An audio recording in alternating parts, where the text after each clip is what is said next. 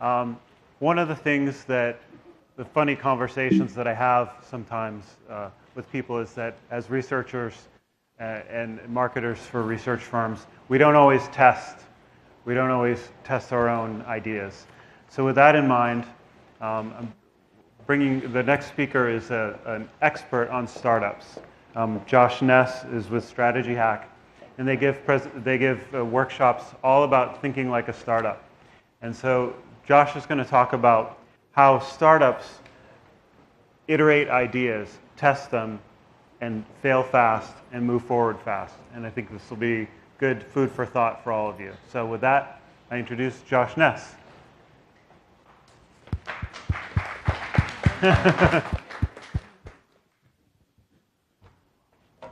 Hello. Let's move that out of the way. Like the comedian that comes, he always moves the thing. What's up, guys? I've been standing over there the whole time. I had no idea you guys had couches over here. It's crazy. So before we get started, let's lay a framework. I am the only thing standing between you and beer. So I want to make sure we are defining the relationship. Okay. I'm Josh. I'm the co-founder of a group called StrategyHack. StrategyHack is an organization that trains marketing teams how to think like startups do. Typically, the marketing teams come from agencies just like JWT, or they could be larger brands that have forgotten how to be agile. And we do that by bringing in actual startups to speak to them and to work with them. And so for a full day, these marketing teams that have been pre-selected will be paired up with these startups in teams of varying numbers, and they will work to solve the problems of these startups.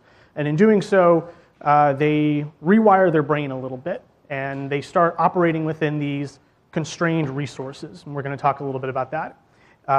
But when that happens, then they take those lessons and they go back to their clients, and they're able to begin thinking about solutions more creatively. I think it was mentioned in an earlier session, they start thinking a little beyond the brief and about what the brief is trying to accomplish.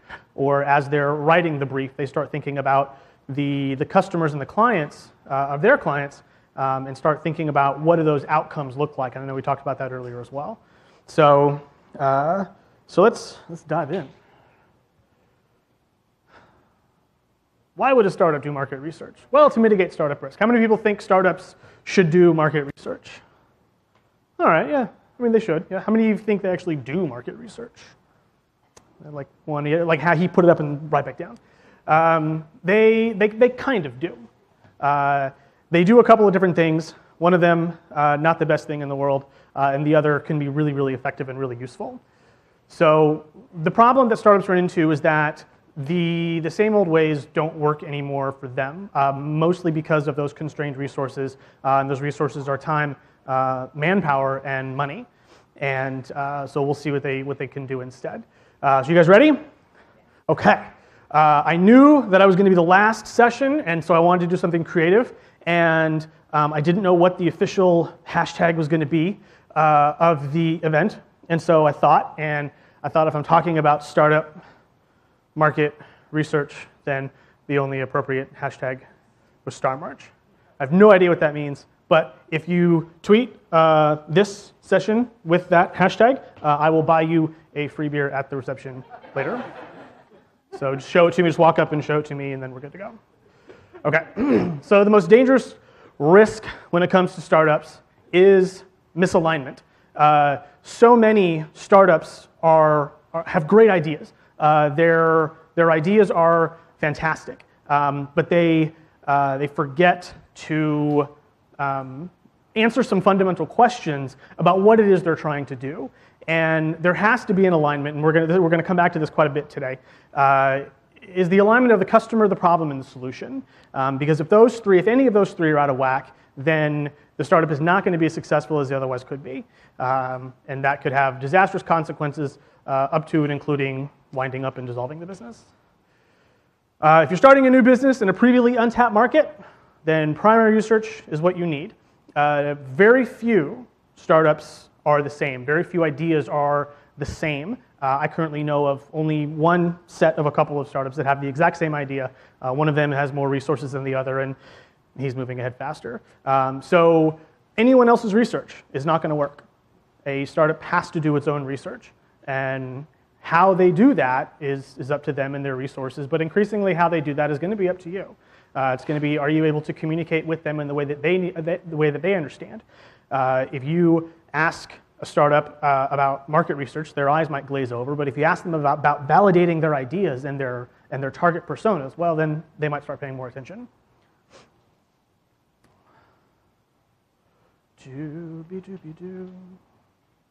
I broke it. Okay, so your market value is your number of target customers times the penetration rate, all times the average value. That's great unless you're talking about an idea that no one's ever tried before, and then all of a sudden this formula kind of breaks down. Or it becomes something that you make up.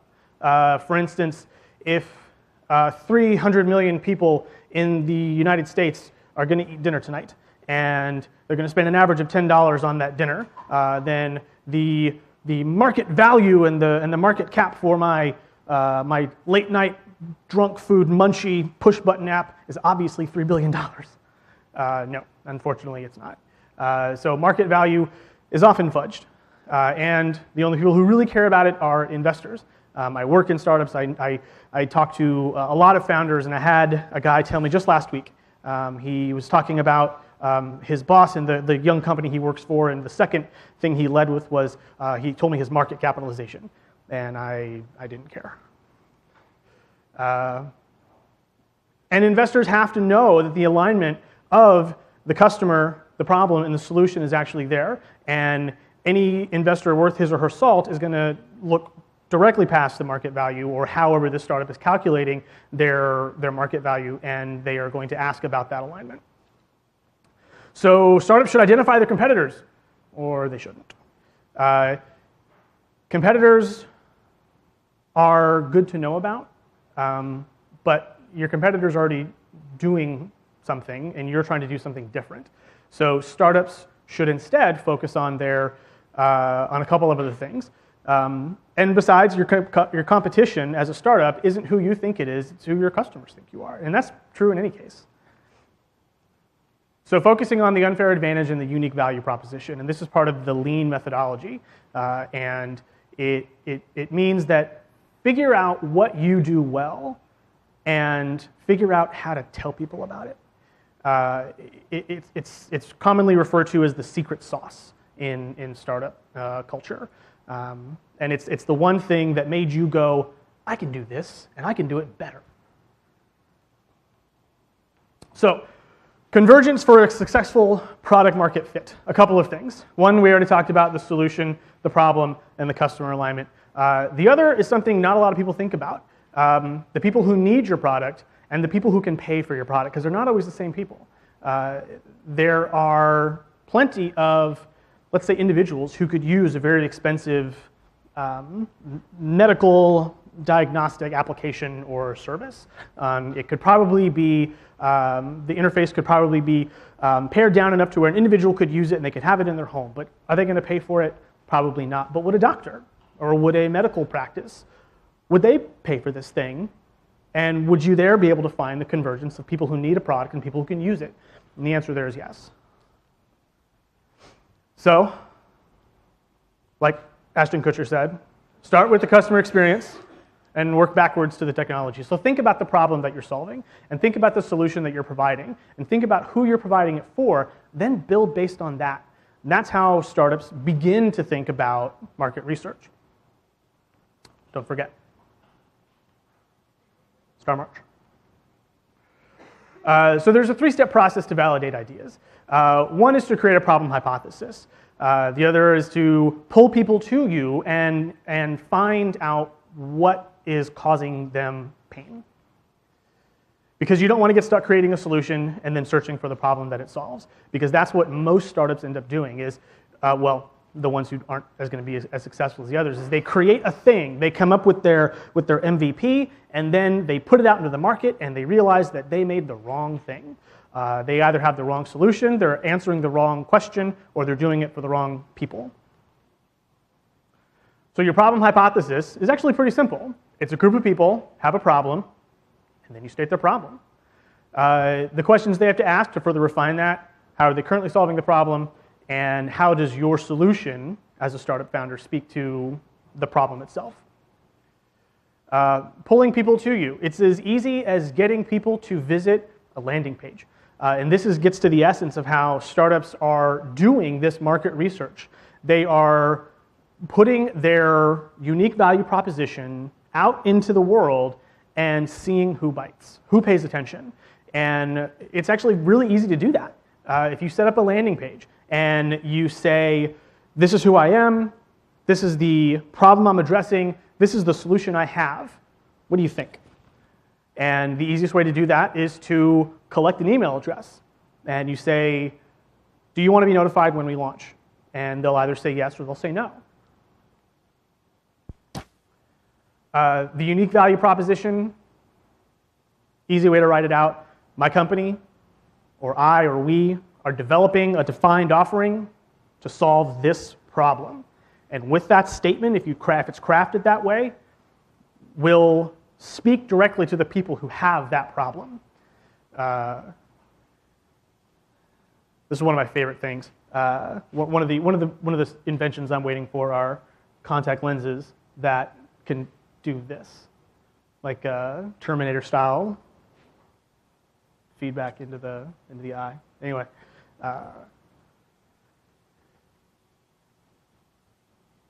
So here's an example. Surf was a search engine that was able to allow users to go and find buzz. What are people talking about? What are they saying? Before they launched, they put up this page. You go to their website, this is the only page you see. There's no header, there's no footer, there's just this page. Another example was Binnable.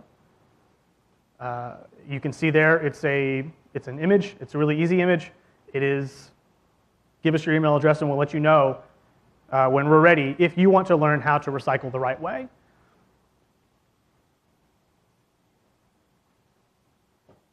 So ideas need to be tested because inherently your first idea is not going to be that good. You're not going to, startup founders aren't answering the question of what is the problem, who's it for, and does our solution actually speak to them? And when they're doing this testing, they need to make sure they A/B test. And we already talked a little bit about that, so I won't spend too much time on here.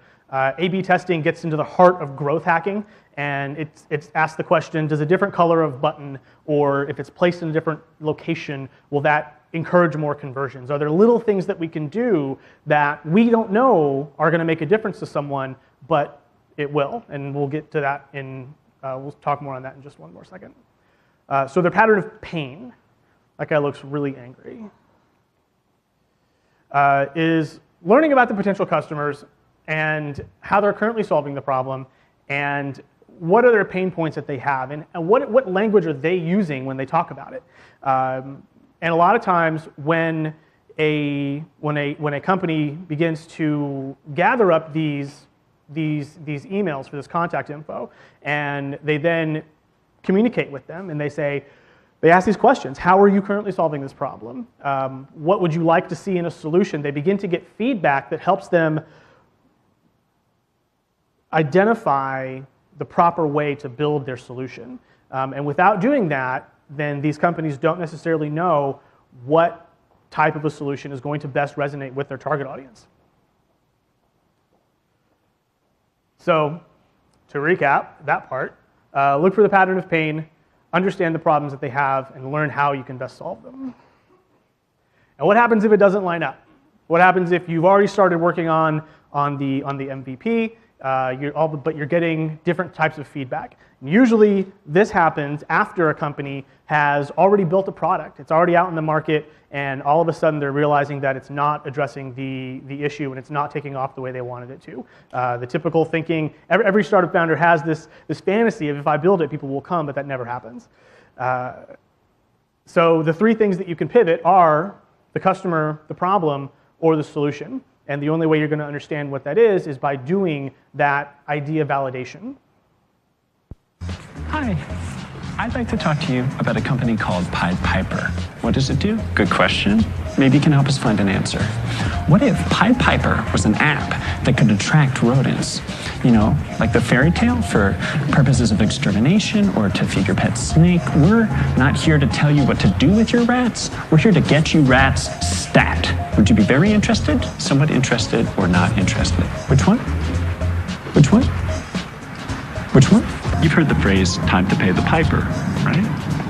What if there was an app called Pied Piper that could tell you to a statistical degree of certainty whether you were going to heaven or hell? Very interested, somewhat interested, not interested. Which one? Which one? Which one? How much would it be worth to you if I told you I had a GPS app called Pied Piper tracking the location of your child? I can follow your child anywhere, and there is nothing you can do to stop me. Most missing children are never found. Interested, very interested, or very interested. Sir, I'm gonna have to ask you to come with me. It's a kind invitation, but I have too much to do. I'm pivoting. Let's go now. No! I'm pivoting. I'm pivoting now. I'm pivoting. I mean, who's seen that before? It's Silicon Valley. It's an HBO show. It's pretty funny. It's actually, unfortunately, pretty accurate in a lot of senses. So what he's doing there is a couple of things. He's doing a couple of things right. He is trying to identify his target customer. You saw that none of the groups that he approached were actually the same. And he is asking them about their problems, and he's asking them how they feel about a solution. One of the other things that he's doing is something that is espoused in the upper-level hackathons like Lean Startup Machine and Startup Weekend. He's getting outside the building. A lot of times you can, as a startup founder, you get in a bubble inside your head, and you get married to the idea of your solution, and you get attached to the idea of the problem it's solving and the people that it's solving it for, and that gets really dangerous because that is the opposite of flexibility. It's the opposite of lean and the ability to pivot. And so recognizing that these elements are dynamic allows a founder or a team to create a better product that solves the right problem for the right types of people. This was a fun quote. It's not something that you think about, but how does a market react to essentially being called a dummy and purchasing a book that might make them feel a certain way? Fortunately, the dummy series of books took off, but what if it didn't? And what if the reason was because they didn't do any analysis or any testing or any surveying of the titles of their books? So why do you have to go through it all? Why do you have to do the validation testing of complete strangers? Why do you have to get out into the street? And it's because as founders, we are damn charming, and we're really good at it. And we're really good at inherently and subconsciously selling whatever it is we're talking about, because it's our dream and it's our passion. When we talk about it, we do it in a manner that inherently makes you go, yeah, that sounds awesome. This is actually a friend of mine. That's Yolite. It's actually her. And she just wrote a great postmortem. It's one of the cool things to do when your startup fails is it gives you an opportunity to write an amazing postmortem as to why it failed. Hers is really good, and if you're interested in reading it, I would be happy to share it with you. She's 22 years old, and that was her second startup.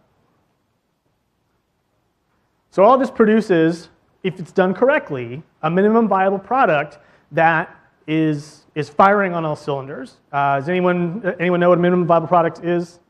It's the least amount of tech and the least amount of refinement that can go into something that can be shipped. And by shipped, it means put into the App Store or put into production. It means that this is the least amount of thing we can do to see if this thing is going to work at all. And when you put that out there, you might think that, whew, our job is done. No. These 4 tenets have to be followed. You have to observe how it's used. You have to improve upon it, and then you have to do it again. Most of the startups that are successful never ever stop doing this. Because as Michael Fassbender tells us, or he will, real artists ship. So, and the reason you have to do that is because you never know until you actually ship it if anyone will actually buy it. There is a tendency in the startup community to work on something and continue to find something to improve and to continue to find something to tweak and to continue to find something to optimize, but until it actually gets out there, you're not going to be able to see whether or not anyone's going to pay for it. And the job never ends. You're always doing this. Alex Turnbull runs a company called Groove, and this is an actual header of a blog post he wrote. He talked to 500 of his customers, had actual phone conversations with all of them in a matter of 4 weeks, and this is after they'd been in production for over a year. They'd been in business for a year. And he's doing a really cool thing, and I can send you the link for this too if you want. He is chronicling live his company's rise to $100,000 monthly recurring revenue, and it started from nothing. It's customer support software. It's actually really good stuff. So if anyone's interested in that, I'll be happy to send it to you as well. And that's pretty much it. Having the idea isn't enough. Thinking that you understand the customer and the problem isn't enough. The way that startups do this market research to get them off the ground is actually going out and talking to people, and whether they do it via email because they've collected their address because they've expressed interest, or if they're doing it out on the street and actually approaching people. I mentored a hackathon just last week, and it was a breast cancer prevention hackathon to create applications and services to encourage more regular screenings. And I gave a similar speech about getting out of the building, and people actually went out into the financial district, and they were talking to people candidly about breast cancer screening. And the feedback that they got caused some of those teams to pivot, and one of them that did actually ended up winning the $10,000 prize. So this is me. That's my email. That's my Twitter. And thanks.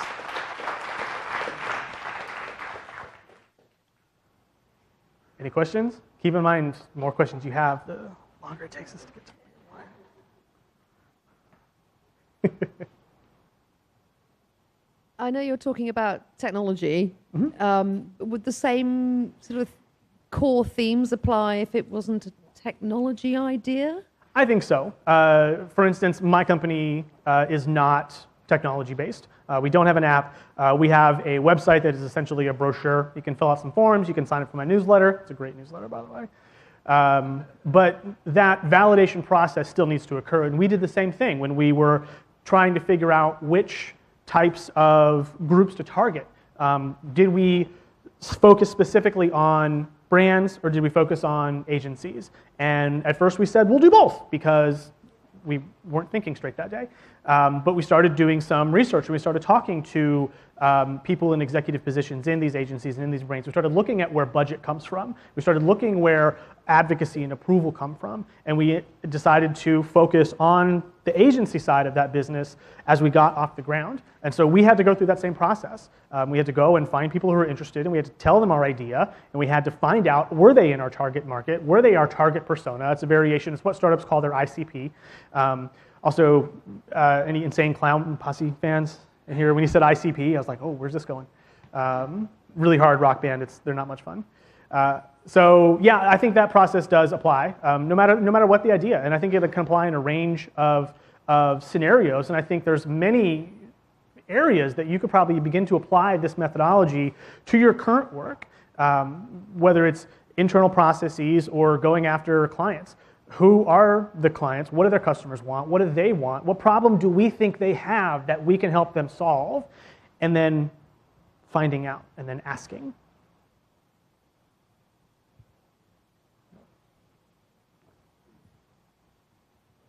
The clip that you played reminded me of Google consumer surveys, where you're interrupted when you're visiting a site for the content. You have to answer some questions first. What do you feel about that service in this arena? The typical way that you see it done is putting out your unique value proposition into the world and then seeing who reacts to that, whether it's in AdWords or whether it's a Facebook ad or whether it's being active on blogs that are part of that industry. But a really easy way to do it is if you know someone's already browsing your site, then, and you're talking about launching a side project or a side business or something related to what that site speaks to, that makes the job so much easier and, to be honest, cheaper. If you're capturing people who are already interested in that particular theme and able to show them something that gauges their interest, then that's a really easy and cheap way to do it. The problem that most startups are in is that they don't have that base of visitors already, and they're struggling just to climb out of the thousands of visitors per month to their main page. Cool. Thanks, guys.